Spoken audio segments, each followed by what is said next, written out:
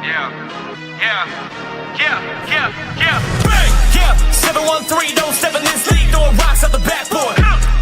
Living our dream, better dribble to the three, take the shot, here a cash draw. And we don't even care what you say, we ain't scared of the hate, get a win in this last board.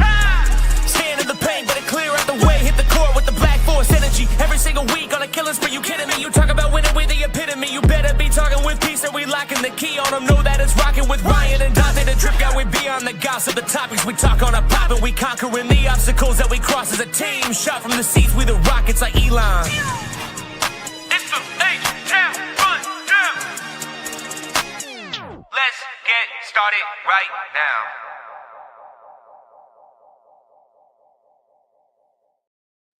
Hey everybody, this is Preston with H-Town Rundown, Houston Rockets basketball podcast, and unfortunately we're flying solo today, so here we are. Hopefully you guys can hear me a little better now. But we chilling, we vibing, and we are ready to go. So last time we were here, actually make sure to follow the H-Town Rundown at the H-Town Rundown on YouTube as well as X, and the Twitter account at the HTRD. Make sure you follow us all around. Follow me at _GAWD as well on X as well as Instagram and TikTok. Now we're back. So we faced the Los Angeles Clippers a few days ago, and we haven't played since then. It's been a little bit of a treat. However, in the game against the Clippers, not too bad. Not too bad. This was a close game. Thank you, Amen Thompson, by the way, for a quick little tip in. We ended up winning this game 115-113. Thankfully, to Amen Thompson's athleticism, a way to get that rebound, much needed rebound from our guys. And it was more or less a bit of a slow night all around. Not great shooting percentages when we look at the box score here. KD 36, looking at Şengün went 9-22. Everybody else, 43, 40, 44, acceptable. I'm going back to look at the 3-point percentage, right? We were taking good looks. Nobody forcing too much, nothing too crazy, just not hitting on the attempts we wanted. We only made 12 threes this game, right? However, we kept the 3-point attempts close. That was what we like to see, was the Clippers 38 to our 34. That's pretty huge, especially for a team that doesn't take very many threes in the Houston Rockets. Very important to keep those 3-point attempts fairly close. We did better than normal in the free throw rate, though, as compared to for the Houston Rockets. Gosh, can't ever shoot these free throws. We hit 17 out of 21, right? Huge. And again, Amen Thompson and one. Thank you, Chris Dunn. Huge points here. And then looking at it all around, right? I want to talk about Amen Thompson for a little bit longer. 29-8. Had a steal. Huge play at the end of the game. Brent Şengün missed the shot, little layup, missed it, and then come flying out of nowhere, got the little tip in, and one foul, right? But back to Amen Thompson. He went 8 of 9 from the field, inside the 2-point range. Threes, he didn't make a single three, so 8 of 12 overall, but we're not even worried about that. Went 4 of 4 from the free throw line, and that's where he's making it up. We talk about great players and things that they need to do to be better, to be great. And hitting these free throws are the things that you absolutely need to do. So thank you, Amen Thompson. Again, KD as well, being great hitting free throws. Jabari hitting free throws. Şengün, 67% from free throw line. He went 4-6. He missed 2. Cool. Not too worried about that. But let's look at our defensive bits here. We were clamping the Clippers, right? We held James Harden 7 of 18 for 39%. Kawhi 9 of 22 for 41% from the field. They combined went 7 of 20 from 3-point range. I mean, that's like 34% from 3. Not great. They hit their free throws. Cool, whatever. But, I mean, defensively, wow. And then we go over to the turnover ratio here, right? Kawhi had 1 turnover. Yeah, he had 3 fouls. So that's what we're looking like, right? That's what we like to see. Chris Dunn had 3 turnovers. The ball pressure by Amen Thompson. Şengün, quick feet, right? And we're also looking at our boy, Josh. I mean, great defensively out there. A lot better than Chris Dunn, if we will be honest. And then James Harden, 4 turnovers. He averages 4 turnovers for the season. Expected, he's their main ball handler, but 4 turnovers nonetheless. And then you're looking at these ancillary pieces, right? These ancillary turnovers too from Nicholas Batum and then Mr. Sanders, right? Huge here. Surprisingly enough, Brook Lopez, we took advantage of that, right? When he was out there, minus 11. Looking at the Clippers bench as well, minus 12 for Sanders. Looking at Nicholas Batum, minus 8 in those times, right? Yikes, yikes, yikes, yikes. You're able to take advantage, especially from that end. But other than it being a nice kind of grinded out win, not too much to look at other than the overall stats, right? Jabari double double, Şengün double double, Amen near triple double, Şengün 4 steals as well. Wow. And then Reed Shepard, solid 10 points. Steven Adams, and not too much to talk about there except just 2 steals. We love to see our big men getting steals. And Aaron Holiday, it's the holiday season. It's almost Christmas, so he dropped a nice little 13, right? Other than that, not too much to take away from. Let me know down below about your thoughts on this Clippers game, right? They're getting ready to blow it up, it looks like.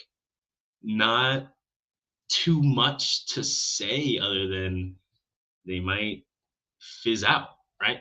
Is there anybody you guys think we should be looking at from the Clippers, right? We looking at James Harden, my goat, James Harden. Are we looking at guys like Zubac? I don't think we need a center. Kawhi, we got to give up way too much. Even for James Harden, we got to give up too much. John Collins sucks. I'm sorry to say that. I don't want him anywhere near whatever we got going on. So not really looking for that. But the Clippers have made it known. James Harden, Chris Paul, Bradley Beal, Nicholas Batum, Brook Lopez, recently signed, are now all eligible for trade, right? Chris Paul would be nice. Clippers sent him home. I don't know what the Clippers franchise is doing, but they sent home one of the greatest point guards ever, if not the greatest Clipper ever. Okay, so I'm looking at that. Can we take Chris Paul? Veteran minimum. We're not losing anything by taking on Chris Paul, right? And I mean, Holiday, he's great, right? Chris Paul, I think, would just be another great piece to have in the locker room, more or less. Maybe on the court occasionally, kind of helping that Reed Shepard growth, kind of helping Amen Thompson, even with the playmaking, right? How to kind of be a defender with your size. I think, again, more important for Reed than Amen Thompson. But we're talking about trades, right? We're talking about if anyone's available. These players right now, these players are trade eligible as of today, by the way. Fran VanVleet, Dorian Finney-Smith, who we still haven't seen play yet. Clint Capella, Josh Okogie, looking at Aaron Holiday, Jae'Sean Tate, as well as Jeff Green. Are we trading any of these guys? Probably not. Probably not. The only guy maybe might be Clint Capella. He's eating up $6.7 million right now. Love him. Great guy. Just hasn't been absolutely phenomenal in his minutes. But as the first time he's played on a team that's got anything other than 8 seed aspirations, shout out the Hawks. So I'm not too worried about him. I think come January, he'll kind of be more of what we're looking for. We've already seen flashes the last 4 games that he's played. But I don't think we should even be making a trade. Again, if we want to pick up somebody with a veteran option, cool. Do I love James Harden? Yes. Should we make a trade? Nah. Maybe you guys disagree, but nah. I'm not looking to trade James Harden right now, or trade for anybody, honestly. Even Kawhi Leonard's available. We just got to give up way too much. And as you see in the league today, we're looking at OKC, looking at Boston, right? Looking at Denver. Depth is everything, right? What can you do with your star on the floor? And that's what makes your team, right? Obviously, your star is a team. What can you do without your star, right? That's kind of the importance of the league right now. And again, like you're looking at Boston, yeah, they got 2 stars over there, but they have a crazy bench, right? OKC, one of the best records ever. I mean, they actually just surpassed Jordan's 72-10 Bulls record. They've got 24. They were 24-1, and both times they lost somehow was to the Spurs, with Wemby coming off the bench. But we'll talk about that later, at a later date. It just OKC is pretty good, and then again, so Boston, Denver, and OKC, right? Huge depth. Houston is right in that mix, right? We've got a lot of depth, and I mean, even the Pacers when Tyrese Haliburton was there, a lot of depth, a lot of depth. These teams that don't have depth, that rely heavily on their 2 stars, they're not winning you anything, right? It's not the 90s, it's not the 2000s. not 2010s even, right? They're just not winning much these days, right? Looking at the Milwaukee Bucks, even with Giannis, they were the ninth seed. Yikes, that's incredible, right? The Bulls had a better record with Giannis on the court. The Bulls, yeah. So that says all you need to see right there. Maybe some other teams that you want to look at is Golden State to a degree, right? They had depth, right? They had some movement going along those last couple of years, but now that they've kind of lost that some of their ancillary pieces, Klay Thompson, namely, right? They haven't done much since 2023, 2024. Consistently their first or second round exit, which again, great for them. Steph's been doing his thing over there, but they just lost to the Blazers 3 times this season. They just got swept. Wow. And the Blazers are a young team, but wow. It's just not worth giving up your depth is what I'm trying to get at here. Can't trade depth for one piece that's only going to be there, maybe 80, I want to say 80, 60% of the season is not worth it, right? And are they even going to be healthy for the regular season is what it comes down to. Because we're already dealing with Tari Eason. Love him. And we've been doing great without him. We're going to be doing even better once he comes back, which news, maybe he's coming back tonight, right? Against Denver. That's what I'm hearing. So hopefully Tari Eason's coming back. I can't wait to see him play. He played his last game November 14th, a month and a day ago. Wow. So hopefully he comes back, and don't expect an explosive 20-10 and 10 game from him, right? He's going to come back. I really hope they have him on a minutes restriction. You cannot mess up an injury like his. He had that quad. We need to make sure and pay attention to this. So he's good to go for the playoffs. I'd rather him play 30 games this season and be ready to go for the playoffs. We can have full Motor City Tari, I want to see Peso Tari in full action, full energy, full strength going to the playoffs, rather than use him a lot now, get us maybe 2 or 3 extra wins, and we can't use him in the playoffs, right? This whole KD trade is about going to the finals, making it out of the first round for the first time in a few years. So we want to make sure that all of our guys are healthy and ready to go and ready to come into play. So I want that to be fresh in everyone's mind once Tari Eason comes back. But yeah, I'm excited to see him play. He started out first couple games not so great, and then after the third game of the season, he was on a tear, doing his thing, got injured. Haven't seen him since then. So hopefully he comes back and he's gonna do. I believe in Tari. He's great, especially when he's on the court. Him and Amen Thompson. I mean, wow. And look at it. Houston, the Rockets are the 3rd seed, right? We're 16-6 right now, and we haven't been healthy all season, right? Still missing Fred VanVleet, right? Tari Eason's been in and out of the lineup. Haven't even seen Dorian Finney-Smith. This team, and we've missed KD for a couple games, right? We missed Şengün a couple games, right? This could be one of the best teams going forward. Hopefully, maybe once everyone comes back. But more or less, I would like to see. Who would you like to see, right? You guys ready to see Dorian Finney-Smith in that 3-point shooting that he comes back with, or are you trying to see how Fred VanVleet comes back into the lineup, starting lineup, the bench? I don't know what he comes back to. I mean, he's currently eating up $25 million with an implied no trade clause. So, and we know he may not trade his best friend. So, we'll see what happens with all that. But I'm just looking at it, and I'm not seeing a way we make this trade for anybody, right? And when the Clippers do decide to blow it up, because they're saying that, we don't have anybody yet. There's no right price for James Harden or Kawhi. They're ready to go, right? Everyone's asking about him. They just haven't found the right price yet, and the price is going to keep getting lower and lower until it reaches a certain point. Once it gets to that certain point, they're going to give it away, right? The Bucks are looking to make a trade. Kawhi's probably going to go there, if anything. James Harden, probably a Timberwolf, right? James Harden's out tonight against the Wolves, and Rudy Gobert's out tonight as well. So that's probably going to be the big piece right there, pairing James Harden up with Anthony Edwards, and moving to Minnesota, which is just right up north of Iowa. Shout out me. And I think that's going to be a good pair, but how does that shake up the league, right? How does James Harden going to the Minnesota Timberwolves affect the league? They get a huge playmaker, right? A guy that can literally do it all, right? Steals, playmaking, scoring, 3-point shooting. one of the greatest to ever do it, right? Third greatest shooting guard of all time, greatest combo guard of all time. Next to Anthony Edwards, kind of takes all of the pressure off of Edwards, and he's going to play with more space than he's probably ever had in his career. But defensively, again, you're trading away Rudy Gobert, and you have Julius Randle to back you up. and what, you're going to start Nas at that point? Again, Nas is great. I think he's the best, still the best. Let me take it back. Second best. Shout out Steven Adams. Second best backup big in the league. You can't start him, right? Not consistently anyway, right? Because then you lose that depth. And that's what we just talked about, is depth, right? You're trading for James Harden. You're going to lose depth. If anything, I think that this might be a hot take. I'm saying it out loud. I'm thinking about it.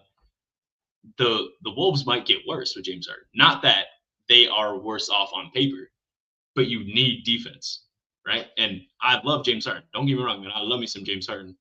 But wow. I don't know.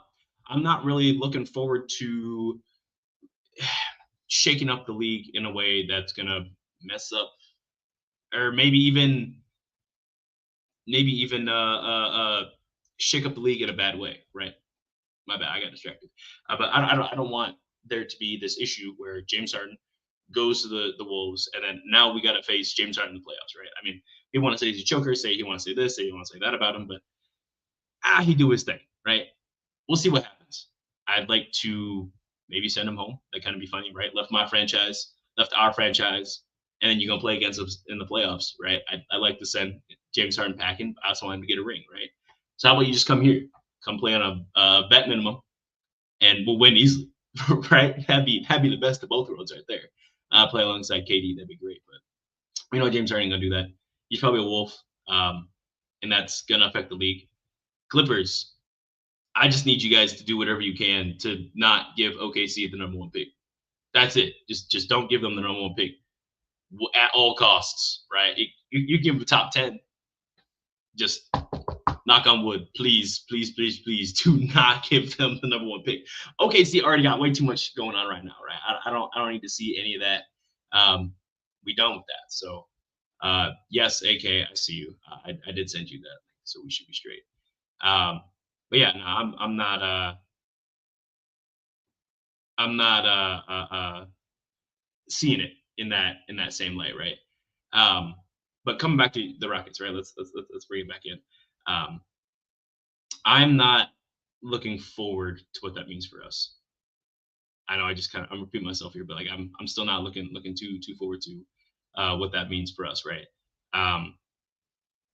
Defensively, yikes. Clippers taken out of it, which is like, again, that's great. That's one less team, but again, that offensive power to the Wolves is just that's going to be insane.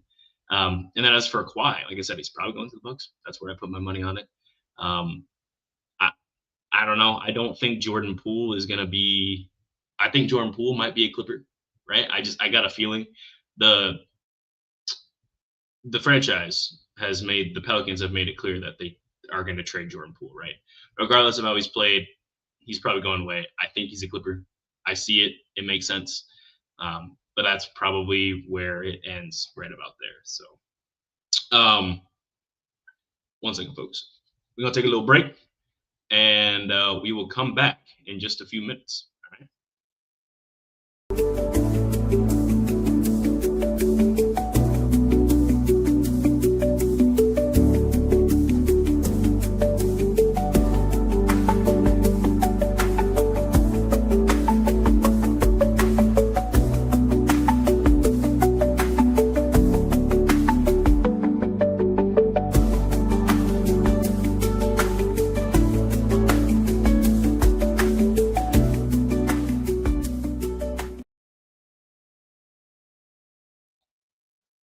And we're back. Thank you guys for coming back. So yeah, leaving off with where James Harden was at and everything like that, but we're done with that, right? Let's just move on to the final bit of the podcast here. And we're going to talk about the Denver Nuggets versus the Houston Rockets. Looking at it this way, the Houston Rockets are set to face them today at, they say at 9:30 ET, right? Otherwise, we're looking at 8:30 CST, #Iowa. And I think it'll be a fun game, right? Last time we faced the Nuggets, Jamal Murray went crazy. And we've lost them actually 3 straight times, right? Going back to last year, and March back-to-back in April. So March, April, and then we just lost them November 21st. It's going to be an interesting game, right? It looks like everybody is raring to go for the Nuggets for the most part. Huge thing last time was the fact that Aaron Gordon, he got injured, and then Peyton Watson took over. He had some other bench pieces just absolutely take over, right? We got out rebounded. They shot better from the field than us. So the big three things for us is just going to be the same thing as usual, right? Got to make your shots count, got to get your rebounds, and you got to make sure that you're out here actually defending your people, right? You need to stick to them, right? Like flies on shit, you got to be right on them. So make sure that you are defensively intelligent, right? You want to be a defensive playmaker in this game. And hopefully, again, this would be a really great game for Tari to come in and kind of muck it up, right? Since we haven't seen him for a while, he's probably not going to be very high on their scouting report. So I could imagine him getting some good steals for us, depending on how many minutes he plays. I probably got about 16, less than 20 is what I imagine he's playing. But I think around that 16 mark is my assumption there. But yeah, Tari Eason's going to be a huge factor. We're also looking at Amen Thompson, what he's going to do. I mean, as long as we can keep it so that way, Şengün is less on the perimeter, right? Not that he's been bad per se, but I want to make sure that we have our best available person out there on the perimeter, right? And not play this switch everything defense, right? I want Amen Thompson to kind of, be that aggressive defender and maybe let Şengün just take care of most of these playmaking duties today, right? We saw Şengün and Jokic battle last time, and that was fun and electric. Obviously, I want that, right? I'm all for whatever sells, right? We know Şengün and Jokic, that sells tickets, that sells jerseys, that brings in a lot of money, but that's not what it's about, right? It's about getting the win. And beating the Nuggets, especially right now, is absolutely huge for us, right? We're currently the 3rd seed, they're the 4th seed. This puts more separation between us, right? I don't want to go 16-7. I want to be 17-6. So let's make sure we get this win here. How much are we winning by? Great question. I think this game is going to come down to, looking at the last couple games here, right? Last time was 112, 109, then 126, 111, 116, 111, right? Looks like we're sitting around that 110-ish mark. Tari coming back. I imagine we're probably going to be sitting about that, right? Probably 114, but we have to hold this high power offense low, right? If they're scoring 120, we're probably losing. So I got used to winning, right? I'm a Houston Rocket guy. Some propaganda for us. Shout out to AK. But yeah, I'd say probably 114 to 109. All right, 5-point win, very close, wire to wire. But yeah, make sure we're being defensively smart, right? Sticking to our dude, making our shots at the end of the day, right? I'm talking about those little bunnies, Şengün. You can make them. I know you can. So as long as we're making them, we'll be completely fine. And then, yeah, make sure we get those damn rebounds. If we're running double big out there, we need to make sure we're getting those rebounds, right? That's what it comes down to. So this has been the H-Town Rundown, Houston Rockets Basketball Podcast. I know it's a little short today, so thank you for bearing with me. But yeah, this has been the podcast. Make sure to follow us at the HTRD on X, as well as at the H-Town Rundown on TikTok, as well as YouTube. Make sure you go like and subscribe. Hit the little bell so you can make sure to join us, like everybody else up here. Appreciate all of you joining us. And then go to the website as well, the htownrundown.org. Check us out there. You can see everything we got. And then you can follow me at @GAWD on X, as well as Instagram and YouTube, as well as TikTok, man. Check it all out. Thank you guys for watching, thank you guys for listening, and we will see you guys next time. Have a good time.